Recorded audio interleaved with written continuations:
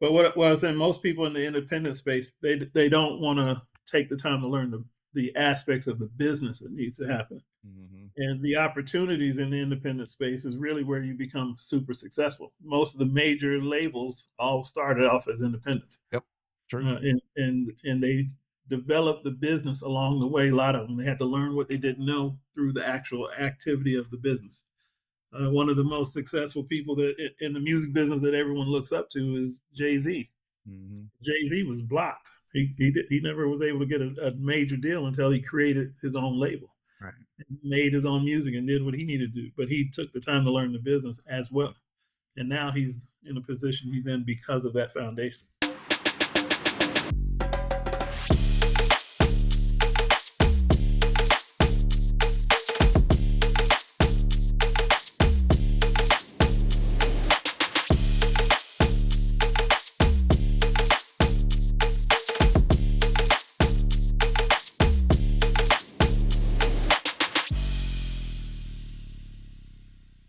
All right, ladies and gentlemen, welcome to the Indie Unplugged. I am B. Vaughn. Of course, you got my co-host with me, Johanse. And so today we are interviewing Mr. Leon Cosby III. So let me kind of give you some background, right, before we officially introduce him and welcome him to the Indie Unplugged. Leon Cosby III is a prominent figure in the entertainment industry, serving as COO of Cosby Media Productions and co-founder of Santi Media Group, LLC. His expertise spans business development, strategic planning, and project management in music publishing and marketing. He also founded LC3 Enterprises LLC, which supports entrepreneurs in the entertainment sector. Leon has driven significant contributions to family friendly media, leading operations that emphasize creating educational, enlightening, and entertaining content. His leadership focuses on inspiring community values and promoting diverse voices. So, ladies and gentlemen, let us welcome Mr. Leon Cosby III to the Indie Unplugged. Welcome, sir. Welcome. Thank you for having me. Yes, sir. Absolutely. So, as I start off any of these types of conversations, I like to dig into your background. Like, what sparked you to get into the music and entertainment field? Well, when I was in I think elementary school, I just always had a knack for entertaining myself. I used to try to write books, try to create plays, stuff that just was most kids thought was stupid back then. Everybody wanted, I played sports, I did all the other stuff kids did, but I always would entertain myself with just creative stuff. Hmm. And so I always just kind of was just gravitated to it. You know what I mean? And so when I got older, got to college is when I actually got started with pursuing it as a career. I found that my interest was in the development side of the business of entertainment, and I just was interested all the time in seeing what producers did, seeing what artists who perform what they did to develop and be up front. And it just became the thing that I just kind of gravitated to from the very beginning. Mm. What do you think it was in your youth that said, "Hey, I kind of want to go into this direction"? Was it like a pivotal moment or something that kind of was set you on that path? I'm one of these people that believe what's you're born with your gifting. So it's not something, and I'm 53 now, so I look back at it. I talk to my kids and I kind of give them the same idea, but what's in you comes out. And Mm. it just kind of, like I said, from a kid, I always was trying to do creative things. And it was just a matter of just honing in on that. My opinion is everybody has their talent inside, whatever that is, and then you just kind of build on that talent. I always tell people going to college. Most people do that with the idea, let me get a job so I can make money. And I always say, what you should do is, if you're going to get educated around the natural gift you have, and build it out from there. Mhm. And so that's what it was the case for me. I just kind of followed what was in me, and it led me to where I'm at today. Okay. Um, so, okay, so let me ask you this. So I have a lot of questions. I gotta give Johanse the ability to ask some questions because I have like very inquisitive, right? So how does somebody do that? How does somebody l- determine what their unique gifts are so that they're able to operate in those? I mean, Mm. even from a young age, right? It's like, how do I know what I'm truly gifted in so that I can now operate and move in that space. Uh, Again, this gets into parenting. It gets into a whole lot of things when you're talking about from the point of a child. But for me, because I kind of went left to where everybody else thought I should go, I just trusted. At the end of the day, I'm a person of faith. Let me put that out there. Hey, And the Bible says do that. your gift will make room for you and put you in the presence of great men. And so if you understand that the gift comes from within, the inside of you, and you start to pay attention to the things that you do without needing to be trained at it, for an example, things that are just natural. I'll give an example. My oldest son is in the restaurant business. And one of the things he used to do as a kid, he used to run around with a pad. I don't know where he got this from, but he used to run around with a pad and want to take our orders all the time. That was his play. And as an adult, he's now in the restaurant business. It was just something that was in him. And I see that in my opinion, in everybody, everyone's gift. For example, you guys doing what you're doing, you probably were a talker.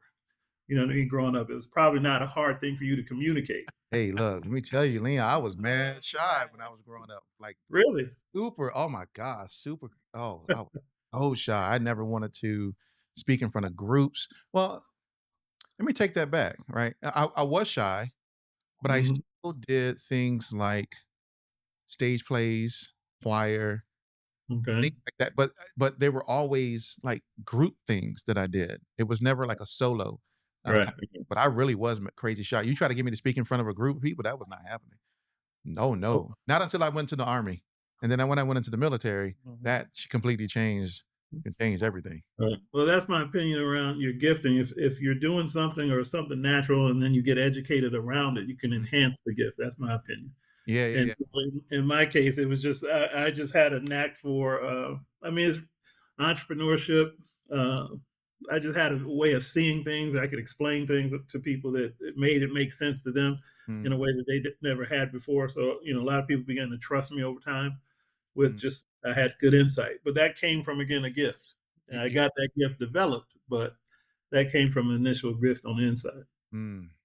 Yeah, I was a talker. Yeah, Yeah, I was.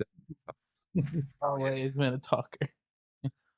Yeah, I'm throwing Beyonce. I'm letting Beyonce ask some questions. I'm always Okay. asking. I know you went to Tuskegee University, so how was that experience for you?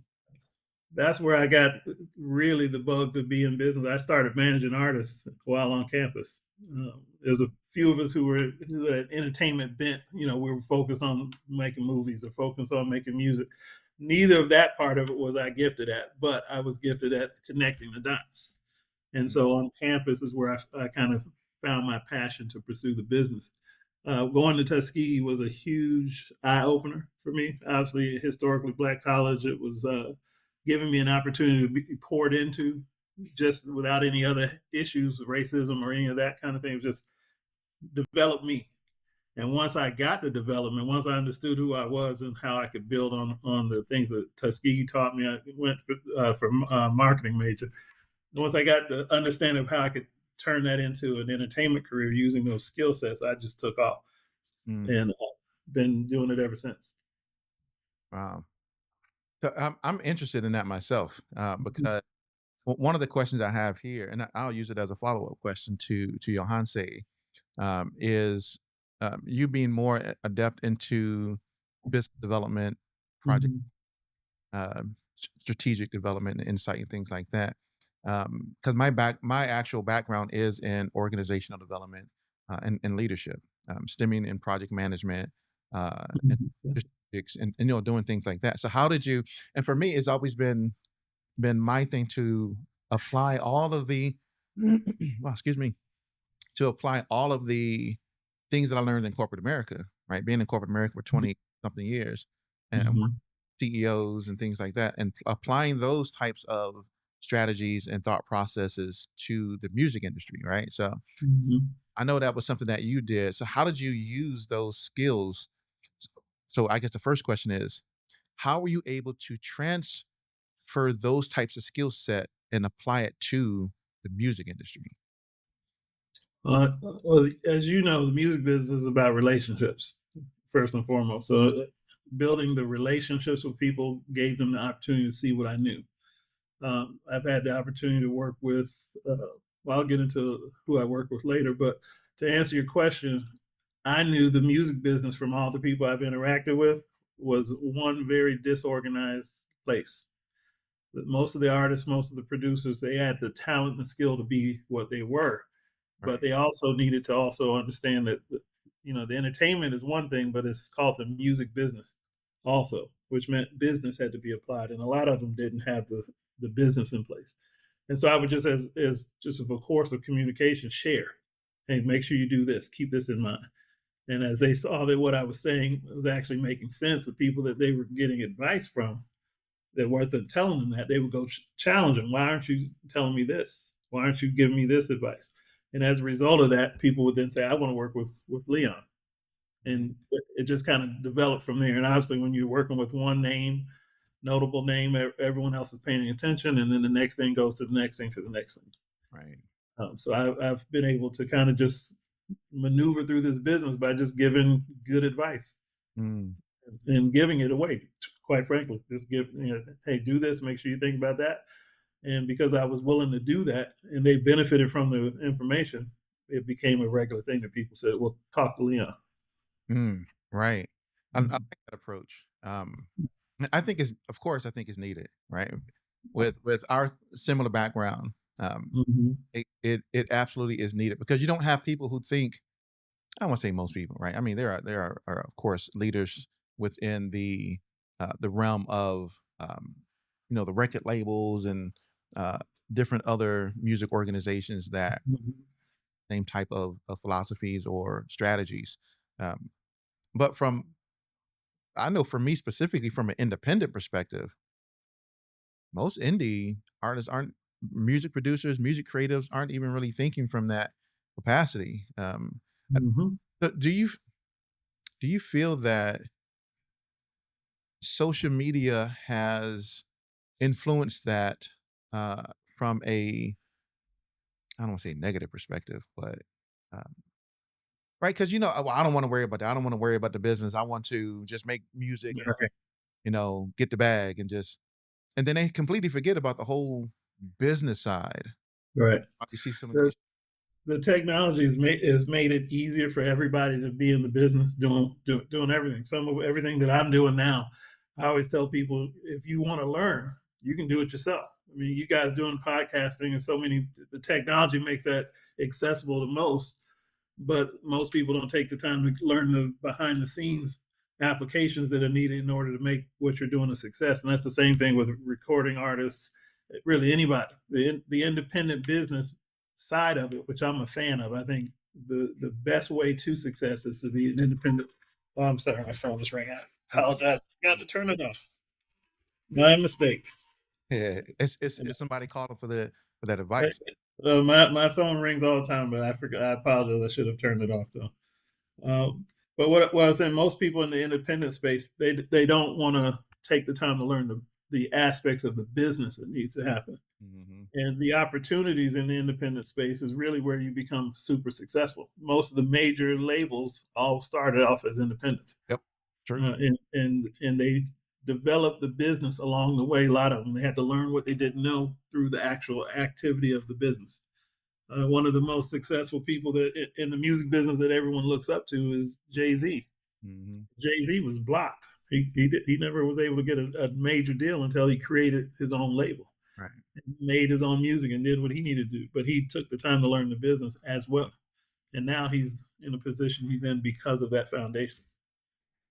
Yeah, yeah. I think that's critically important for and that's and so I've said this a couple of times on different episodes, and I said that for me, in my perspective, it is the best time to be a music creative, Mhm. worst time to be a music creative. They're like, what do you mean by that? Well, it's the best because the doors are wide open. Like you can blow up on TikTok, Instagram, you got YouTube University, you got all the books coming out from different authors and about the music industry. You got people who are freely giving advice through podcasts and like you have so much information at your fingertips that it's Right. I'll be 50 this year. We ain't have that, Leon. We ain't, you know what I'm saying? Yeah, Yeah, and I'm not at that age yet, but we had Encyclopedia Britannica. You know what I'm saying? oh yeah, They come to your house and knock on your door and try to sell you encyclopedias. Like we didn't have access to Google and YouTube and all those things.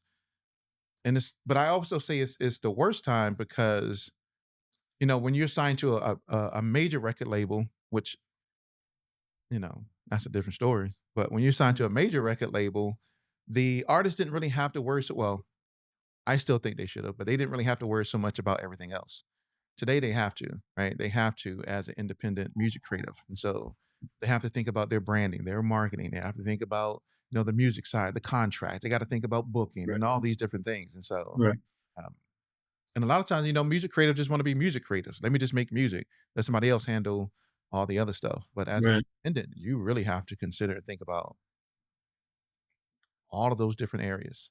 It's imperative in my view if you're going to it's really like with any other business. Anyone who starts a business, they have to manage the business. They have to have an understanding of the business. Even if you outsource roles, you still need to understand the role that you're outsourcing, That's right. so that you can get the right effective response to the need. That's right. The whole thing with this I agree with you with the technology and the internet, all these things making things so much easier. This is definitely the best time to be in the entertainment space as an owner. If you own the content, you should be able to set your own career. If you understand the business of managing the content, and you understand how the outlets work that want to use your content, that requires caring about the business. People who get into this and they care about the fame, or they care about how people look at it, or you're getting out of the such and such nice car or whatever else, those people aren't going to last long because someone else is going to make all the money because you don't pay attention to it. Right. And my advice to everyone that I deal with is understand your business. Make sure if first of all, you got to be talented to be in the entertainment space anyway, and that should come from a real place in my view. But the business of it has to be understood so that you own what you do, and then as you need to, you partner where it's necessary. We can't all do everything. We have to have partnerships. So if you're going to be an independent artist, at some point you're going to need to have a relationship with someone in publishing, for example. You're going to need to have relationships with someone in booking. But if you own everything that you have first, because you understood the layout of what your career entails, then you can do strategic partnerships that make sense, and you don't have to do everything. Exactly. But if you don't know it, guess what? You're going to miss out.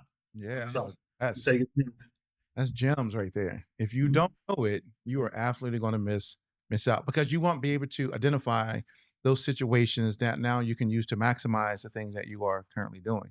And from my perspective, you probably won't even know what spaces to enter into and to make those partners if you have no clue about what's happening. So yeah, that's a gem right there. My opinion, everyone should. That's why I frame it as own what you do. If you're going to do it, you need to make sure you own the processes, you own the content, you own everything that has to do with anything that you're doing, because from there, no one can take advantage of it. Right. And if you don't take the time to learn what you're doing, I had a conversation with one of my clients, and we were talking about how to make decisions on what singles should come out. And he had this position, hey, the creatives know what they feel, the energy and all this kind of stuff that to me is fluff. I respect it, but to me is fluff when you try to translate over into the business space. I had to tell him, if you're going to just make music for you, that's a hobby, and you should do that. No one has to critique it. It's your way of doing it all the way. But the moment you are trying to get a dollar from it, you turn it into business. And if you don't understand how to sell it, if you don't understand how to position it, you don't understand any of that side of it, you're just doing a hobby. And you're hoping that it'll take off. You're hoping that it'll turn into something. But it actually requires understanding the business. I tell people, there's a thing that everybody should know in any field. So all your viewers, let me tell you this. Make sure you understand the sales process. It's actually the key to success. Understanding that. Because you got everything is business and everything is sales. And if you don't know how to sell to a person, to get them to buy into an idea, it's not even so much about exchange of money. People who I work with, I had to sell myself to them, and not necessarily them knowing that I was doing it. Sometimes giving away information was because I knew if you're going to see that I understand what I'm doing, it's going to create an opportunity for me down the road. Mm-hmm. But that's part of the sales process. Understanding the need, provide the solution. Mm. See, now we get into my realm and territory. I did sales training for years, years, right? Did the identification of a need, Mhm. Yeah. right, Hmm. behind the need, because sometimes people don't even know what their need truly is, and they don't Right. understand why they have that need. Sorry. Exactly. Then you get the need behind the need, right? And start asking all your probing questions. Right. And so this is something I'm probably actually going to do. Um, uh, anybody who's in sales, and I think I'm gonna figure out how to apply this to music creatives. There's a book that I read. I'm actually certified to facilitate this class. That's why I'm mentioning it. Okay. There's a book by a gentleman by the name of Randy Schwantz. Right, the book is called "How to Fire Your Competition." No, how to get your competition fired without saying anything bad about them. It is probably the best book on sales that I've ever read, and I taught sale how to sell for years. Mhm. Probably the best book on how to sell, and he never really talks about actually selling the product. It's Mm, really all about how do you displace the incumbent. right. Like, what in the world are you talking about? And it's how you displace the incumbent so that you can position yourself to provide them with the things that they need. But anyway, yeah, I got to figure out how to take that book and apply it. But I think that's absolutely genius. Is understanding the sales process from end to end. Like, and Hmm. how do you start to ascertain what your audience is looking for? All right. Right. And of course, data and analytics plays a huge Yes. part into that.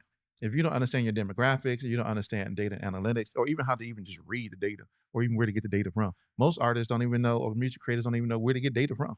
There's dashboards everywhere. Mhm. Exactly. You log into YouTube, you go to there's dashboards that tell me how your content is doing, how many people have viewed it, how many likes you get, subscribers, the watch time. I mean, it gives you so much. You can go on a spot to give you all that. One YouTube. of the best things that happen, in my view, is when Facebook and Instagram, in particular, were giving you their insights Yeah, pages. yeah, Those pages mean more to me, and I have an opinion about social media now in terms of how you block your reach to a certain degree. But at that time, the information that they were providing was invaluable. And most people were concerned about how many likes they got right. versus understanding who those people were that were giving you the likes. That's right. Because once you understand that, you can build a tour off of your insight information if you're a touring artist. There's a lot of gems that are provided for free, but if you don't know to look for them, you're missing them. Exactly. I was Right. one the other day about that. About how do you know where to market yourself in a particular city where you Hmm. have a lot of reach? How do you, Exactly. this is where, and there is a gentleman that I know. Actually, he's going to be on the show in June. His name is Kian Martin, right? This guy he's getting ready to do a show with Keisha Cole. Uh, Okay. I think Bobby V is on the same ticket. Right. Yes. Yeah, I think Hmm. Bobby's on that same ticket. But Kian, right? So I met Kian a couple years ago at a Grammy party that we were having, and that's when I first ran into him, and I've watched his trajectory, right? So this dude travels internationally and does shows in like Italy. I'm like, how do you know to go to Italy? He's like, because my analytics tell me that people in Italy really Yeah. like my music, and that I get a lot of listeners in Italy. So I flew to Italy. We planned a whole tour in Italy. I think it was Italy. Um, and it was a packed house. He put video on Instagram. He was like, it was a packed house. But you don't know to do that if Hmm. your analytics. Yeah. And unfortunately, I put us all in this boat. We tend to look for the shiny things. I always tell people when I talk to them, and most of the things, if there are a lot of artists out here who are making a very good living, and you don't know who they are because they're dealing with the fans that actually care about what they're doing, and they're not chasing the celebrity space. Mhm. And when you understand your fan base, your demographics, who you're serving, and you build with them, you can establish a very long lasting career. I tell people all the time, this also applies to what you all are doing for this example, but most people don't understand that they're selling to two groups. Mm. The public who's going to consume your content, but you also have to network and sell yourself to those in the business around what you do. And if you're only focused on one, you miss the other. It has to be both. That's the only way to become successful. If in the case of an artist, if you get everyone in the business talking about you, they're your best promotion because everybody in this business, for the most part, responds to hype. So if they go, oh, so and so knows them, so and so heard about them, then they want to pay more attention to you. And then your consumer, your fan base, is what is the ultimate selling point. But those two have to be taken as important in everything. Understanding how you have to position yourself amongst your peers as well as your fans and supporters. Mm-hmm. Leon's giving them the gems. Like Man. they might not even know when they watch this that that's everything he's saying is absolute gems. These are the things that people don't really realize Yeah. when they are interacting with others, when they're pushing content, selling, you know, their creative works. It's not just about, oh, I'm gonna put my song on Spotify and hope for the best. It's Yeah. like there's other things that need to take place that people Yeah. probably don't think about. Mhm. Yeah. I think with this, Spotify and the streaming, like a lot of artists out here want to put out singles. When Mm, you all are old enough to remember albums used to be a thing, and they still are. that's right. Yep. But there's been a lot of poor advice because of technology, because of people not understanding the fullness of the business, where everybody's just putting out singles, and some have hit because a single got the numbers or what have you. But the business is in actually the master, the body of work. And when you, as an independent, especially understand the business of why it's important to put out an album, I tell people like they go, I get these debates and say, no, everybody wants to hear singles. That's the trend. That's what everyone's doing. But I said, you do the same thing with an album. If you create a whole album, at least 10 songs, and you promote each song like a single, the consumer or fan base is getting the same experience of singles. But you're creating value in your master to people who actually pay attention to it. And Mm, a lot of these artists don't do that. I've had to go tell people, go collect your singles, put them on a master, and then put that out there that's right. because there are a lot of companies now because of this is the best time in the music business, but it's best because of the master rights and the publishing rights. Income is huge. An artist is not going to make money necessarily because someone bought a record. Everybody can listen to anything for free now, but the rights in the record, you'll have people. We get requests all the time for a lot of our clients where these investment companies are calling asking, can they buy the master? And a lot of these artists don't realize they have another income stream and a pathway by leveraging their master. I asked one client, I said, what's your retirement plan? Because they don't do retirement plan and they don't think like that because it's not corporate America, it's just the entertainment business. But I said, if you sold one of your masters for the value that it actually has, understanding the value, you might set yourself up and your grandkids on Yep. one of those deals. Yep. Wow. And a lot of the labels, because of everything is changing in the music business, but a lot of the labels, some of them are creating investment companies to come around and buy their own artist masters from them, and the artists don't know that. They don't know that. They understand the value. So everyone's always said own your masters or own your publishing. All that stuff is good advice if you understand how to position it for growth. It doesn't mean anything if you don't know how to make it make money. So Ah, you can be owning on your masters, owning on your publishing, but it's equating to zero value and you're wasting your time. that's right. So I just try to make sure everyone understands what they need to pay attention to. Mm, And when you see the major labels, or even in you all's case with the content development, the people who want to own it or want to have an attachment to it, they know how to maximize the value of it. And if they're not going to necessarily tell you that, they're going to, mhm. hey, I'll give you X amount of dollars for your content. And if your situation means that few dollars makes sense, you do the deal, but they end up making 10 times that off of what they gave to you for the content. That's right. And that is the message, right? The message is own your masters. Yes. But if you own your masters, then you're out of the system of control. Hmm. I think that's how they feel. They're out of the system of control because now I don't have someone who owns this, right? And Right. you owning this means you own, and this is my perspective, right? You own a piece of me Mhm. because my creative body is me. It's reflection of Hmm. my artistry, my life experiences. So If I own my masters, and you hear people walk around, I own my masters. Yeah, but what are you doing with those masters though? Right. Like if you don't know Right. how to maximize and capitalize on those masters and position them appropriately, okay, great. You own your masters. It's the same value to you as a brick. Exactly. They're on your computer. Great. You own a brick, you can love it all you want. It's just a brick until you know how to put it on a house. You can name the brick, you can pet it, you can do whatever you want to do. But Exactly. doing nothing with Exactly. it, means absolutely nothing. Yeah. Man. Since we're talking about artists, I know your artist, International Nova. Yes. Like he actually lived right up the street from me. I'm real cool with Nova, but so like, what are you teaching him? You know, as far as artistry. I mean, he's been in Well, the band for a while, but yeah, he's extremely talented. He's the type of artist that I cherish to work with because he already has an understanding of the business. He just needs the enhancement of positioning it, right? So we have a deal with him. We also work with him on his Eminent Music Group is the name of his label mhm, because we are pro ownership. So I actually advocate that when we do deals with any of our clients. It's never to say come and give me yours.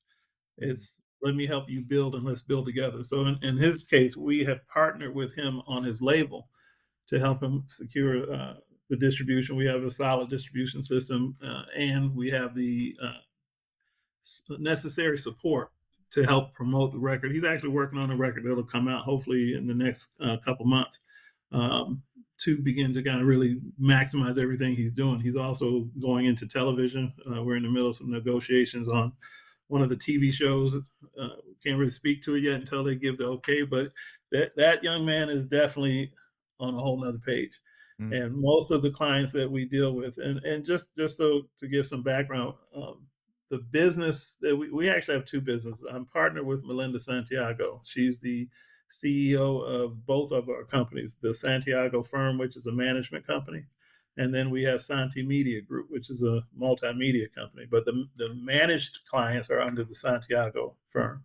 mm, And in that case, everyone who's managed by us, our intent is to make sure we educate our clients. We don't just manage what they do. We actually educate them on why they do it and how to maximize that. And same thing I was saying in terms of leveraging partnerships, but based on having a full scope of what your business is.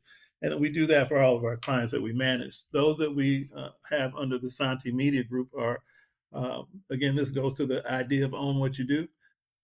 The the technology now that what's available now allows most of these artists to be independent in the real sense from the major system. And there are certain outlets that allow you to compete with the major labels, the presence of the major labels, and still be an owner. And those are the types of deals that we do through our Santi Media Group. So those are our artists who have the capacity to create. We help them set their own label up and we partner with them with their label. So we want them to be business owners. mm, And then through that partnership, we secure the distribution and all the other elements that are necessary. On the music side, we actually have three divisions under that company: our music division, we have a developing film division, and we have a book publishing division. Now, again, and to take full advantage of this exposure you all have decided to give me, we have books like Riddick Bowe, his life story, the boxer, two-time heavyweight champ. right. We started the publishing company because we understood content. Everyone says that content is king, but the publishing company was really set up so that we can have content to develop for film and TV. Mhm. And we're now in talks with a film finance company to take Riddick Bowe's book and turn it into a movie, feature Nice. length movie. And we're doing that with all of our books. The intent is to build content. But again, what we do with our authors is the same thing. We want them to look at how they can take the content that they've created or their story and maximize it all the way through. Mm. So, So but you go ahead. no. I haven't, I'm super inquisitive. Yeah, I say I'm gonna ask a ton of questions. yeah, I will ask a question as well. But I know you wanted to be like a documentary producer. yes. That's part of what. So this is going back to my childhood where I would try to be entertaining and develop stuff. Mm, Some of the decisions I make in terms of some of the books that we publish, I know some things the content is better for documentaries. And so now I get a chance to kind of develop that side of my interest. But we have books from everyone knows about FUBU. You guys are about my age, so you know about FUBU. Oh, Well, we have two authors. Two of our authors are from that business, and these guys have it. You're talking about gems of wisdom. They have it. And so one particular one, J. Alexander Martin, we did 3 books with him. All of his books, in his particular case, are focused on entrepreneurship, finance, stuff like that.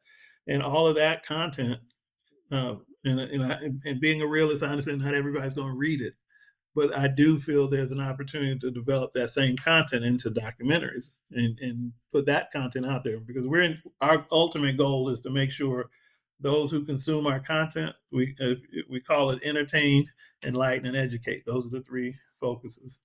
And if we can entertain you, you're going to pay attention. But we want to enlighten you. We want to educate you. So we want you to take our content and be able to build from it for yourself. And so we want to develop those books into documentaries. And I'm working on I'm just going to put it out here because it's the goal. But I want to have a partnership with PBS on some of this type of content to make sure we get it out to educate people from a Yeah, documentary perspective. that's awesome. I like that. Mm. So it's so funny because the other night we had Derek McKinney, the CEO of Loud Music out in, Mhm. and he started. That's how he got to start. Was working with FUBU as their marketing rep.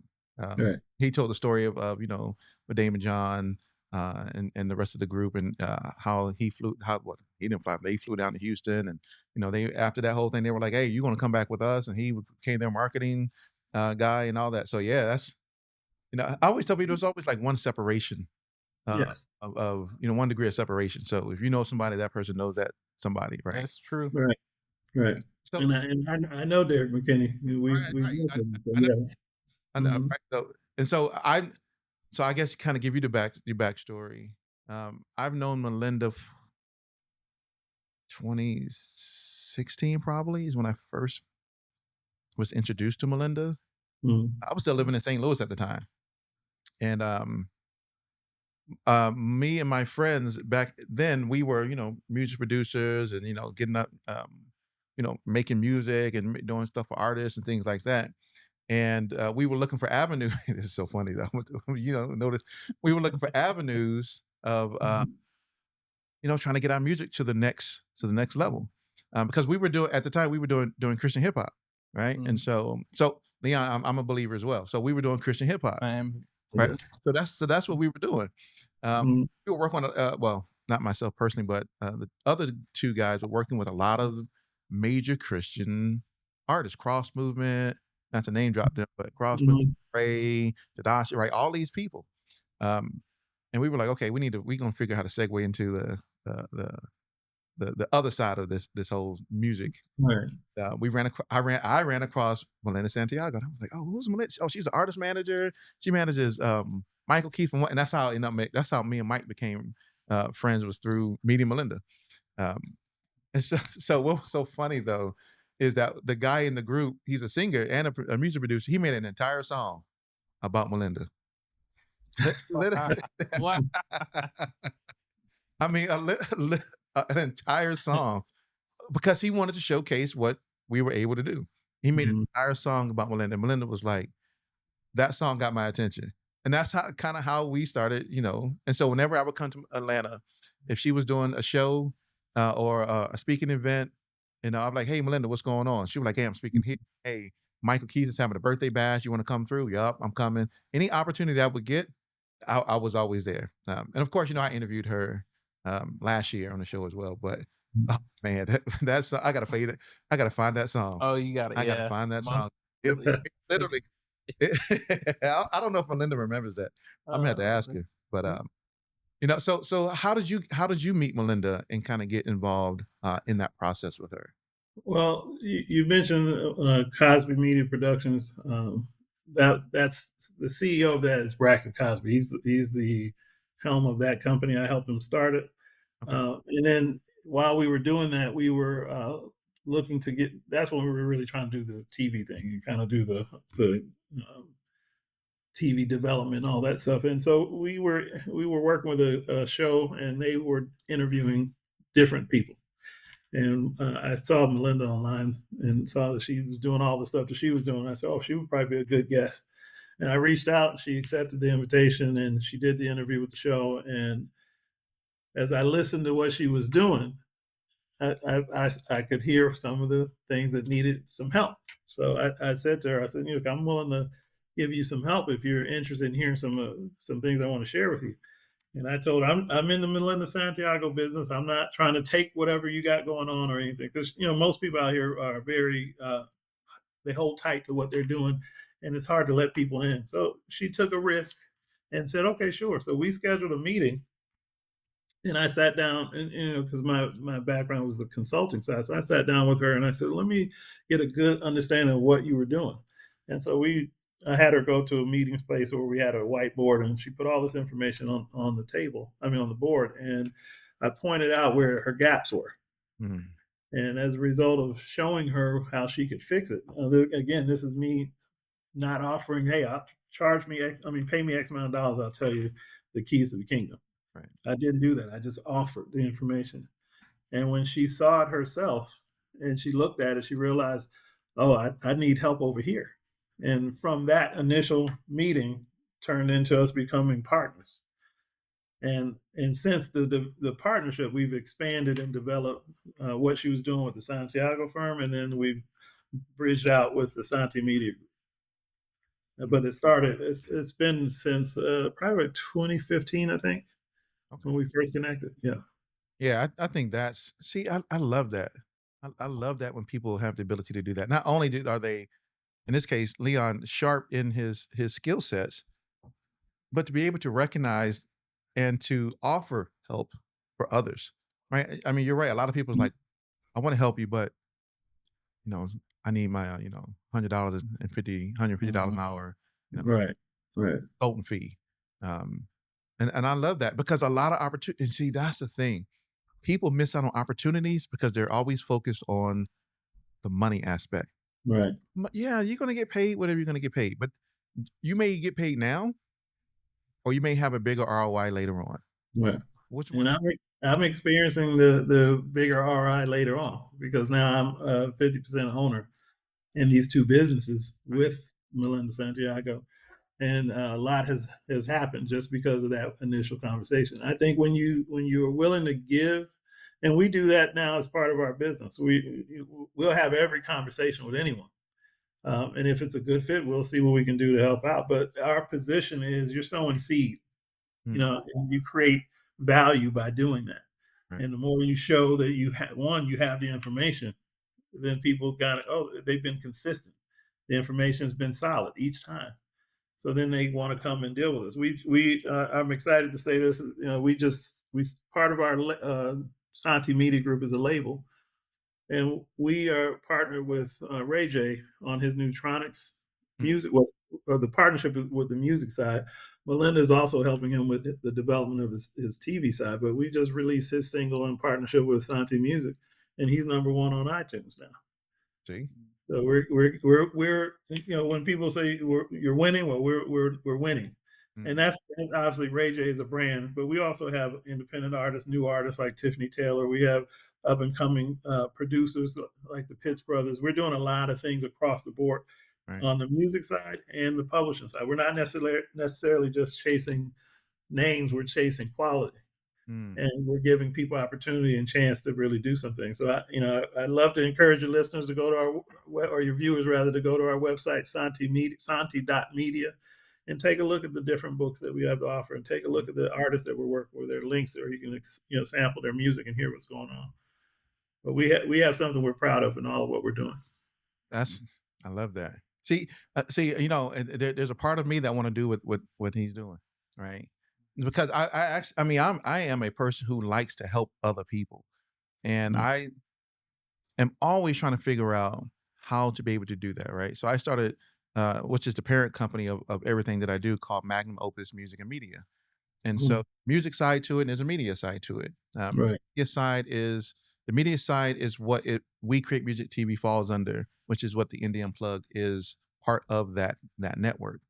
And on, to kind of get Leon some context, on We Create Music TV, we do a bunch of different things, right? We do the interview portion, which is this, and the podcast. We do mini documentaries. We do different types of programs and series. I have a series coming out on June 3rd called Sync Masters, which is really learning more about sync and interviewing and talking to major people who have major sync placements. Right, I'm talking billions of views on sync placements and major TV shows. Probably every TV show you ever watched, they got stuff into. Well, let me add this real quick. All you songwriters and producers, you need to own it so that you can benefit from the sync deals. Exactly. So make sure you have it properly owned. That's right. Yeah, yeah. And the people who are part of this series, they own all of their well, I think they do. I can't speak for them specifically, right? But I think they do. But I want to still figure out how to, and I may have to, get some consultation from Mr. Leon Cosby III on what that looks like. But that's kind of the same thing that I want to do. I want to start, and I was telling Johansi this yesterday. I want to start like a production group where we are writing and producing material and pitching material for sync and for placements, things like that. And I have so many ideas, right? I'm an idea generator. And so I'm always thinking about something and creating something and developing something and Right. master plans and connecting certain types of things. If you saw I have a program I use called Milanote. If you saw my Milanote, you'd be like, what in the world is all this stuff in here? I got trees, planting trees, or this connects to this goes to here, and this is the mission of this, and this is how we do this. It's crazy. I can tell you, just from listening to you, you need to add to your portfolio a nonprofit. There's a lot of opportunity on the nonprofit side for funding for education that can be tied. They see it as education, but you're giving education along the lines of music business. Right, and that's one kind of like how Santi Media has the 3 pillars. We kind of have our 3 areas of focus, which inform and empower, right? So we want to educate you, and we want to provide you with tons of resources to help you have successful, whatever that means, successful music career, whatever that means to you, successful music career. But we will also want to inform you and kind of give you, tell you all about the music business industry through resources and things like that. We want to empower you to go out and do the things you want to do. But yeah, long story short, I'm going to go and get some consultation. But for that nonprofit, I know you have reading, entrepreneurship, and education. Yes, our nonprofit is called Pick Up to Get Up, but we encourage people to pick up reading because everything starts with being literate and understanding. If you teach yourself, you can change your life. Right. We want to encourage people to get educated, whatever that is, but we want to really focus on getting that education and then entrepreneurship because you can save your own financial life owning some business. And we want to really encourage that. So we did start the nonprofit Pick Up to Get Up Foundation to really get those things going, which, by the way, might be a way that we can collaborate in terms of some of the things that you all are doing there. So there's a conversation to be had. Yeah, for sure. Oh, yeah, most definitely. Absolutely. Are you part of the Atlanta Film Society?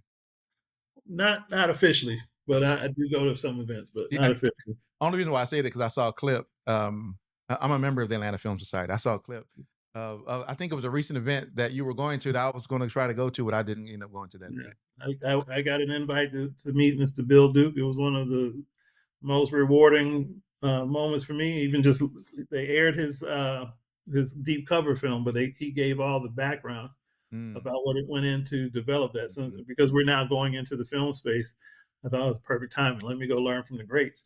And so I was invited to go out to that event, and it was a great event. So I plan on being a part of more of what they're doing. Yeah. I need to use my membership this year.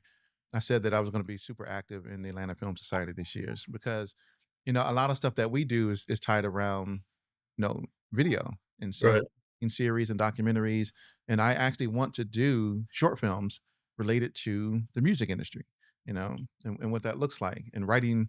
And so first and foremost, I'm a script writer, right? A long time ago, that's what I thought that's what I wanted to do was to be. My wife and I wrote a book together. And then she ended up writing her own book and getting it published. We never got the book that we wrote together published. And then I went to learn script writing, right? And so I'm like, okay, let me figure out how to write, all these scripts. Um, and I thought that's what I was going to do. I've always been in like media somehow, even as a Mhm. young. Probably was what my gift was in the beginning, right? Being like tied to a camera or some type of media type thing. See, that proves my point. Is that it was in you from the beginning.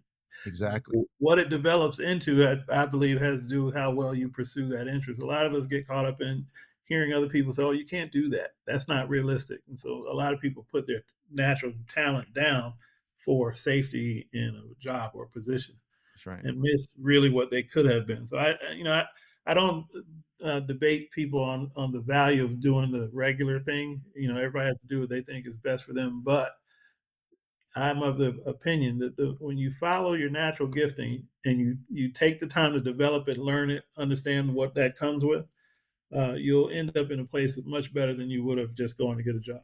Mm. Yeah, job security, right? That's what they say. Yeah, Job security, right? and it definitely secures you in the position. You don't follow your dreams after that.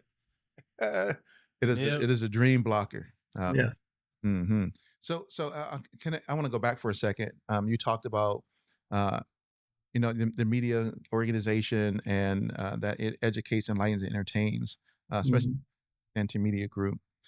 So how do you go about choosing the projects or authors or music creative that align with your mission? That is a great question, and the true answer is I haven't had to be really particular in that process. Everything has come to us. And because the quality of what they presented made sense, we just went with the situations that came to us. And because of that, we kind of keep that door open for anybody. We're not stuck on a particular brand name per se. Obviously, someone who has a name makes things a little bit easier in the process of selling. But because we maintain an open door, uh, we kind of find some of the best gems. And because we know what we're looking for as it relates to those three pillars, we always find an angle that Mm. matches that. So I'll give an example with Jay's first book. It was called "Money Made Me Crazy." Right? That was his book. In that case, talked about his experience with FUBU, how they came into a whole lot of money, and he's wasted a whole lot of money because he didn't actually understand money in this sense. We all have regular lives coming from situations, and then all of a sudden you go from being a regular earner to now you've got multi-millions of dollars. You know the story. Anybody who gets the lottery, maybe in a year later they're broke Yeah, Mhm. that's right. because the mindset is still the same mindset, survival mode. So spend, spend, spend, not thinking of long term. But anyway, so we did his book because he was willing to share some really personal experiences in that process of growth for him. That he partnered with a guy named Ted McLyman who had this whole concept on discovering your money temperament, which we have that book also.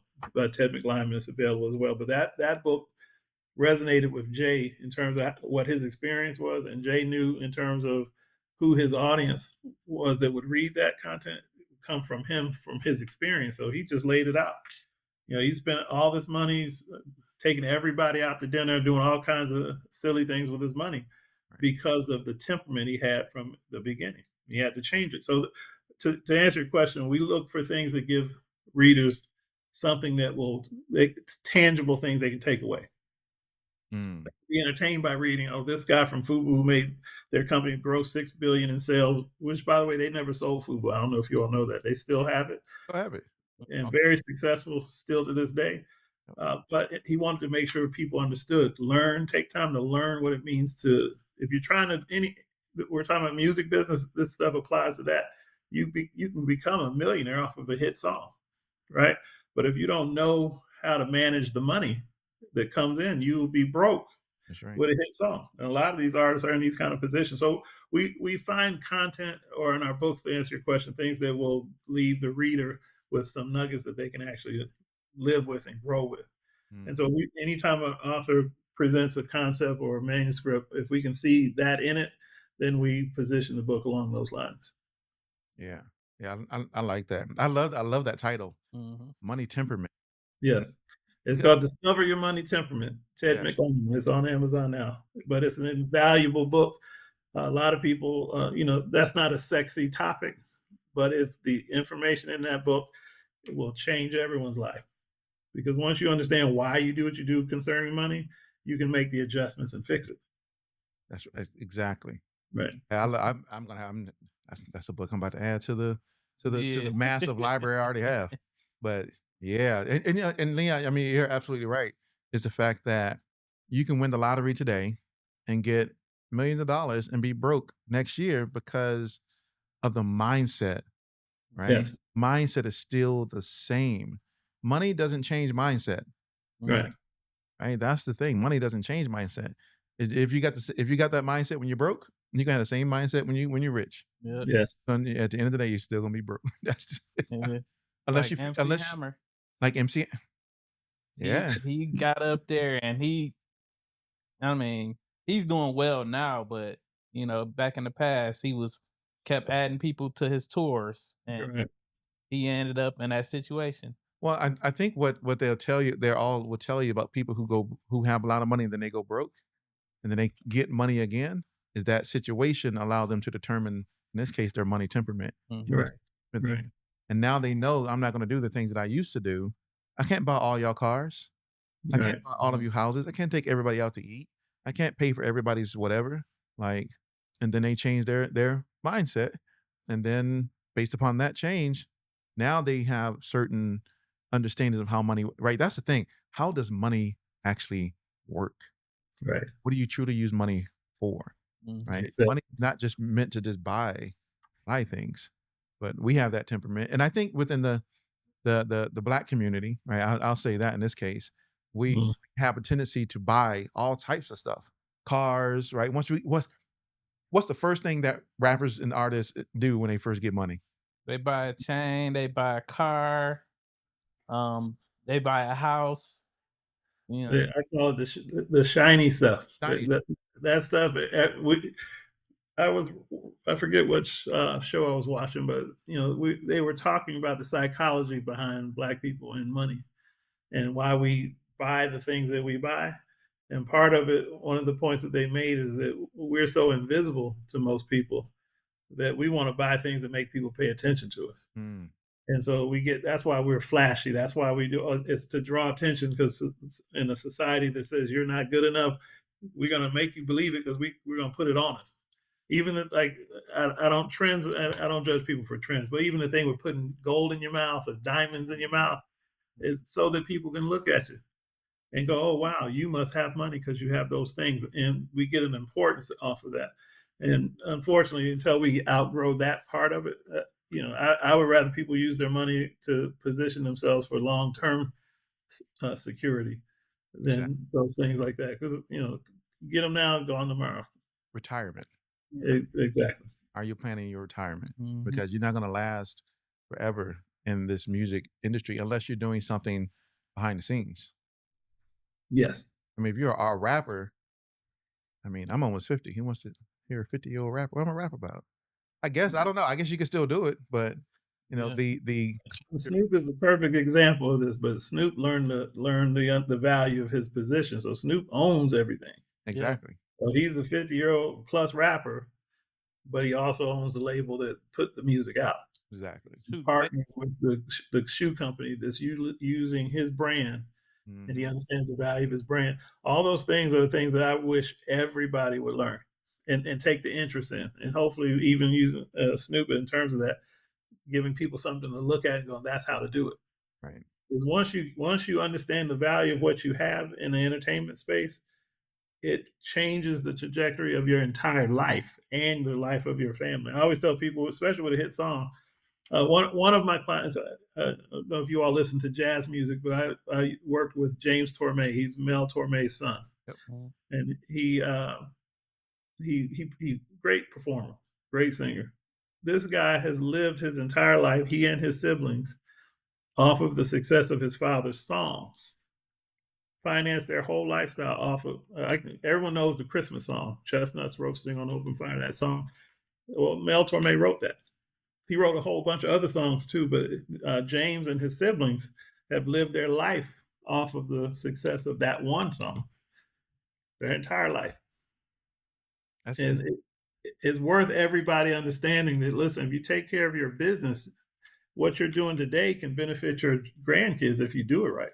That's right. If you do it right, if you're Yes. only looking for the quick return, you're not Yeah. setting yourself up for that legacy for those people to eat off of that. I mean, that's critical. Like me and my wife are always talking about that. Okay, what are the things that Mhm. we're doing today? How can we maximize those things so that our kids and our kids, grandkids, for can Mhm.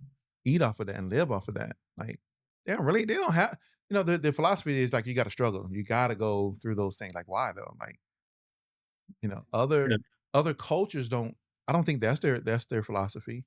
They like I'm rich. Mhm. You're gonna be rich. You're gonna be rich. You're gonna be rich. And you're gonna be rich. And Right. it's that lineage that reaps the benefits Right. that the great grandparents did so many years ago. I, Exactly. yeah, I think that's critically important. So so so so let me ask you this question, Leon. We're talking about the entertainment industry. Um, Mhm. so from your perspective, where do you see the future of the entertainment industry leading to, especially in terms of like digital media and content consumption? That's a great question. And the quick, easy answer is ownership, independent ownership of content development. The because there's so many streaming platforms now, and they're going to continue to add to that. Hmm. There's a place for content. Everybody, the whole adage, content is king, well, is becoming emperor. If you can actually own the content, make the content, develop the content, there will be some other business that will partner with you so that they can use that content to position their platform independently of everyone else. So it's just opportunity after opportunity. So the digital space, the content development, I think is just going to continue to grow.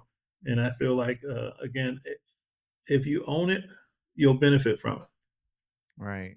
And I think they have to understand that what that ownership is. What that Yeah. right. Yeah. So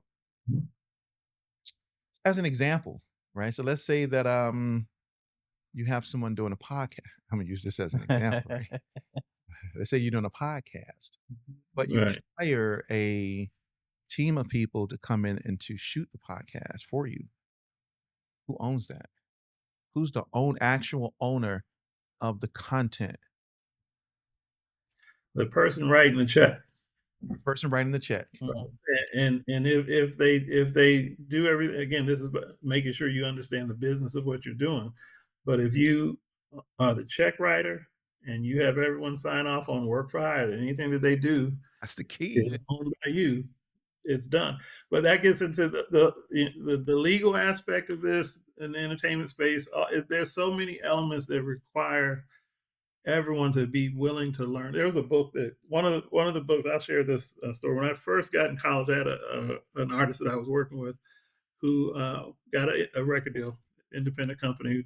They loved the girl. She had a voice like Whitney Houston at the time. She was just phenomenal. And I had a meeting with an attorney, and I'm wet behind the ears. Didn't know much about the business. I just knew this girl had talent. And I can help her however I can help her. But when we came time to need someone to negotiate the contract, if you have any sense, go talk to a lawyer. So we did that, and we didn't have the money to pay the lawyer. We were college students, so I found out lawyers would take a percentage. They'll do a percentage deal, Mhm. right? So understanding that we can get the lawyer to negotiate and do all this other stuff, and they take a percentage. I then had to realize, okay, well, what are they going to get a percentage off of? And I just, had the knack to go, let me pay attention to this and let me see this whole process. And I saw that he had a book. And this is why I'm a believer in reading. If you're going to do any business, learn the business. This attorney had a book in his office called This Business of Music. Mhm. And every other attorney I've ever dealt with in those last few years, that book is no longer in print, but it was one of the most valuable pieces of information because it talked about every kind of contract, every kind of situation that you can think of. And I actually read it. So when I have conversations with attorneys, I'm speaking their language. I understand what they're asking for, and I understand what they're asking for the client. I pay attention. And I try to advocate to everybody. If you learn the business, you'll learn. And my point in bringing up this situation that artist, when the attorney drafted the agreement between us as his clients, he put some things in that contract that after we understood what he was talking about, she quit the music business Wow. because she felt like if I have to worry about my own lawyer, and to his credit, he knew what to attach to if he was going to do what he did. So I don't think he was doing anything out of order, but it was just something that neither one of us fully understood. And because she didn't really understand it at that time, I'm in my early 2022, somewhere in there, she just quit. I don't want to do this business. She lost her interest in the singing for that purpose. No, it wasn't going to be a business for her if she sang, all because she didn't understand the business. Right. And she walked away from what could have been a very, very successful career, but she didn't know. She didn't know how to deal with attorneys. She didn't know how to deal with the business of her career, all of that stuff. And I try. That's why I tell people now, is that was a lesson learned for me at that point. You need to know what you don't know. Right. And if someone else knows something, you need to take time to learn. Well, how did you learn that? Ask questions. Don't be too proud that you don't put yourself out there and say, I need to know what you're talking about. Right. And learn. Reading gets you there. If no one wants to tell you, it's in a book. Riff. Go When, find it yourself. when we were growing up, my school had Riff. Right. I remember that. Right. Yeah. Yeah. School had Riff. Reading is fundamental. Yeah. And they had book clubs. Well, not book clubs, but like book drives. Mhm. And one of the things that my school did, which I loved when I was growing up, is that every morning they had a competition on who could go find or answer this particular question from a book. You had to Mhm. literally go to right. We don't do that today. You had to literally go to the school library. They told you the name of the book. They gave you the question. You had to go and look up the actual table, pull the drawer out, Mhm. go through the Yeah, yeah. card. Okay, the book's here. Let me go get the book and then submit the answer to the question. Reading is fun. That I am a big reader. I have I have a lot of books, whether it's on my tablet or in my actual library itself. Tons of books. Most of them are business books, right, or leadership books. And I have a ton of music books. Books are available, right? This is why in the beginning, Leon, I said I think it's the best time and the worst time, right? to be in the music, be a music creative, because everything is there. Donald Passman Yeah. wrote a right, and the book is great. You go read that, you're gonna learn almost everything you need to know, almost about the music industry. Yeah. I got You that know, book at home. Ari, who's probably like I don't know if you know Ari Herstand. He wrote a book called "How to Make It in the New Music Industry." Great book. The thing is thick, like this big, but he lays out the whole plan. You you can go read, but a lot of times people don't want to read because Right. reading isn't fundamental to a lot of people. Yeah. And that's why our nonprofit is meant to promote literacy to get people to want to read. To kind of understand the value of reading. There's free access to information, even you're on a computer or on the internet, on your phone. The information is there. You got to be willing to want to read it. I've heard people say, oh, I don't need to read all that. I don't need to do that. And I'm baffled because if you say you want to do something and no one's giving you the information just to give it to you, and you don't want to pay for it, get a book, Get a book. learn. You can go on YouTube nowadays and get any information for free, but you got to be patient and disciplined enough to sit and actually study, actually get it. And unfortunately, and I want to put all creatives in a box and say most people are too creative in their mindset, right side, left side brain, whatever they call that, to get that part. But if you don't have the interest there, you need to have someone in your camp that you trust that has that skill set and listen to them and build with them because that's the only way you're going to get it. You have to have either yourself know the information or someone close to you who knows it. That's right. It can help guide you. Right. It is. I tell when I used to manage artists, I would tell them, "You are a business. You do know this. Like you yourself, Most of them don't know that. they don't know you are a actual business, and we need to Right. conduct everything we do as a business. Yes, I may be the manager, Mhm. right? But you still need to know what I do. You still, when we start working with other people and bringing in the attorney, bringing in the booking agent, Yeah. bringing in your business manager, right? Because your business and personal manager are completely different. But bringing in your or they can be, right? They should be. But bringing in your your business manager, you need to know how to read, financial documents. At least have some understanding of what Mhm. that is. If you don't know, you're gonna get robbed. Yep. Exactly. Because you don't know if they hide the money, and if you Yeah. can't read the financial documents appropriately and know how that you have the ability to actually request those documents and to read those and work through those. Now, depending on the contract, if you need to read those quarterly or whatever, Right. but you as an artist have the ability to do that. Hey, you can call up your CPA today and say, hey, you know what? I want to do a review of all of my financials. And okay, here you go. And they provide it, open book. You need to have that written down, and they don't, and it's because they don't read the contract. But anyway, Mhm. that's a different story. Um, Mhm. so Lee, I have another question, right? And we'll start to wrap it up. But like I said, I'm very inquisitive. So as an entertainment executive, what leadership philosophies do you think are essential for managing creatives and dynamic teams within the entertainment industry? That's a great question. And I was having this conversation with one of my other partners who's a creative, and he said, the business people don't understand how we think, is what he was saying. Hmm. And I said, well, I understand how you think.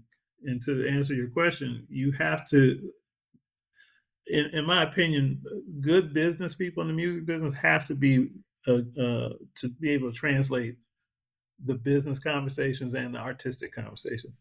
And a good person takes time to make sure they understand both. Right. If you have a manager who's only dots the I's, cross the T's type, but they can't relate to the creative process, that might not be the best person to have if you need to have someone who understands you as a creative. So I always just, position that you have to have one foot in, one foot out on both spaces to be effective in guiding that creative person so you can speak their language. Hmm. It is about speaking the language, right? Mhm. And because if they feel like you can't connect with them through that common language in one another, then they're like, Right. really understand me as a music creative. And on the flip side, Yeah. yeah, I think that's critically important. So, anything else, Johansa, you may want to ask? Nah, he dropped all the gems, You man. dropping He gems, been dropping gems. dropping gems, Yeah. dropping gems. I got all type. I'll have Leon here for like Yeah. 2 hours. I know All my questions. Leon, that's some more Leon's like, questions I gotta go eat lunch. No. Okay, so Leon, I have 2 questions. I have 2 more Yeah. questions. That's Okay. to be the last. Because, like I said, I'm very inquisitive. Right? Yeah. Okay, so Conquest Records. Oh, wow. Sydney Darden, right? Okay, so Wow. Okay. for you, from my understanding, this was a pivotal moment for you. Yes. Describe how her mentorship shaped your approach to navigating the music business. Sydney, she's since passed on. She was the person who actually gave me the game.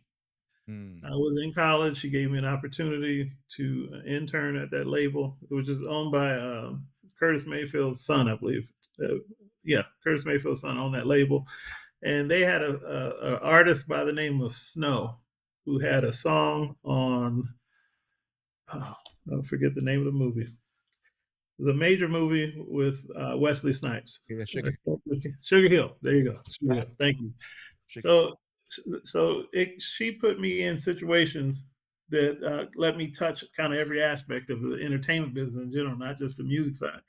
Her background was that she was a major executive at Polygram, I believe, and she was like me the way I am now. She was really like teaching, and she put me in every kind of situation you could think of that the music business happened. I learned the underbelly because there's an underbelly to the entertainment business.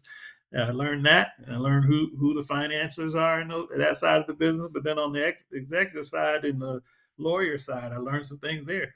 Both sides are just as good or just as bad, depending on your perspective, Hmm. but I learned it. So what she did was she made a point of teaching me how to network, teaching me how to understand how to move in certain situations, and having that foothold with the record label and the situation that was going on with that movie soundtrack at the time just opened my eyes to the whole business. And I learned so much from her. I owe my career to her.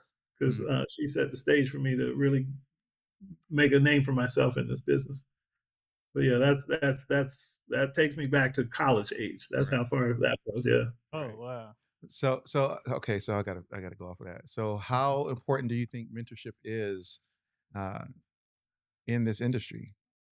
Crucially important.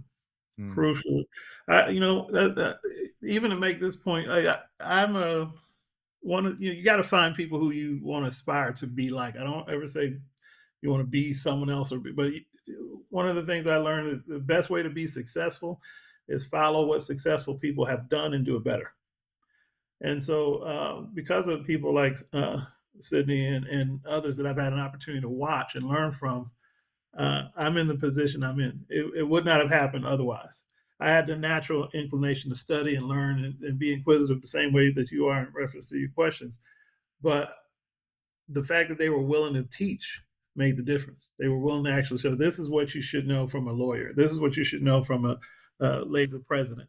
This is what you should know from a promoter, club promoter, and all, just someone willing to share. It makes the difference. It shortens the learning curve, and it gives the ones coming up under you an opportunity to do it even bigger and better.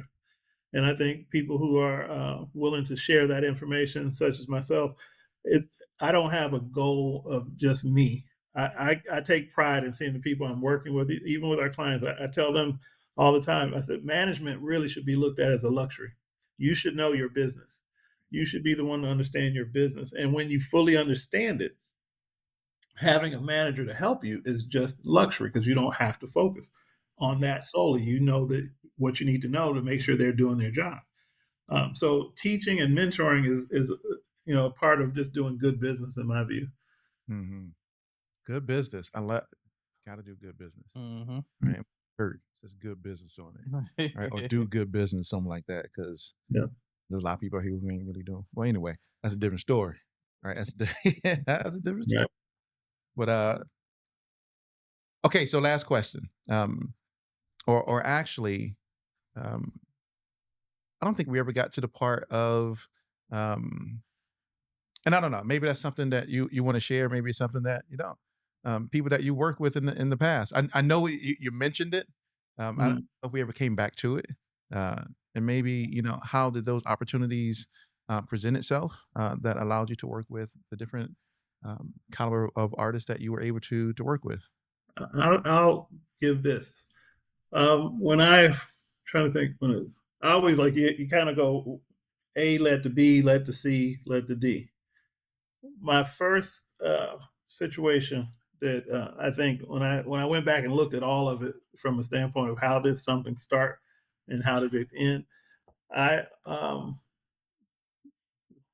the entertainment attorney, he's a friend of mine now, James Walker.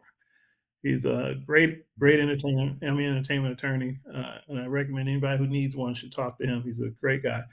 I met with him when he was at Robinson and Cole. He was just a regular associate at the time, and when I was needing an attorney, I met with him, and he, being a person that does good business, he told me after we decided to work together that he was leaving Robinson and Cole. This was in practice in Connecticut. And I said, well, he let me know I can get you with someone else here in the law firm. And I said, well, I don't know anyone else. I know you. So what are you doing? He said, well, I'm going to start my own practice. And I said, well, I'll go with you. And that one decision, started my career officially, I should say, because as I began to try to officially learn some of the things I was learning, he put me in touch with the Clemens brothers, who are a production company. You speak about the gospel industry. They ended up doing a song called "Meditate" and won a Dove Award Mm, off of that song with a group called Out of Eden, by the way, remember Out of Eden? because I was dealing with them at the recommendation of James. He said, you guys need a good manager. Let me put you in touch with this guy." So great friends of mine to this day. Work with them, help them out, did some things for them. And as a result of doing what I was doing for them, I had an opportunity to work with SWV. And as a result of working with SWV, and it was a very brief thing, but I was giving advice and tips that could help them at that particular time. One of the girls, Lily, introduced me to Rodney Jerkins. At the time, Rodney Darkchild was looking to expand his independent side. And so he wanted someone who could help him do that. And I specialize in some of the independent spaces. So I was put in touch with Rodney. And as a result of working with Rodney, everything else kind of took off from there. Because once people see you with certain names, they go, "Oh, you're the guy," and it just opened different doors. So that was just a quick kind of step by step. But when you're willing to do the right thing, and if I not stayed with James, and I went on to find an attorney who worked at the office because I wanted the prestige of someone at this particular law firm, I would not have gotten as far as fast as I did, I should say, without having made that decision and value the direct relationship with him. Yeah. So Once again, network is key. networking and relationships, absolutely key. Yes. A lot of people don't know that. Well, they may, I know that Rodney has a brother named Fred. Yes. Fred Jerkins is a music producer too. Yeah. He owns a record label called Rock Soul, Yeah. which is a Christian rock label, not rock label, music label. And the reason why I know is because he did a lot of work with this other Christian group named Cross Movement. And a whole bunch of songs and stuff like that. Like that was my space back then was Christian music. And so Fred was working with a lot of Christian artists, rap and singers under the Rock Soul label. So yeah. Yep. That's how I know about them two being anyway. But networking and relationships are absolutely key. Right. Absolutely That's key. true. So last question, Mr. Leon Cosby III. So given your vast experience, your vast knowledge within this music industry, what's some reason I have an issue saying that word sometimes. Specific, right? Advice would you give someone looking to start their own business within this entertainment industry? What would you tell them? That's a great question too. Obviously, with it would be a more detailed answer, but I would encourage them to own what they do. Continue to move in that direction. If you own it and everything is set up the right way, and that requires getting the information and knowing what you need to do. But when you own what you do and you're established the right way, you can then build from a partnership base with the areas that you need help in. But it starts with you owning. If you just kind of get out here in this business and other people who know what they know and they don't tell you what they know, they will take advantage of you. Simply being structured the right way protects a lot of things from happening.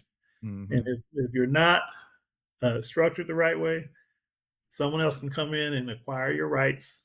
They can do all kinds of things off of just common. I would tell you, even if you're in the studio, you need to be careful with who's in the studio with you.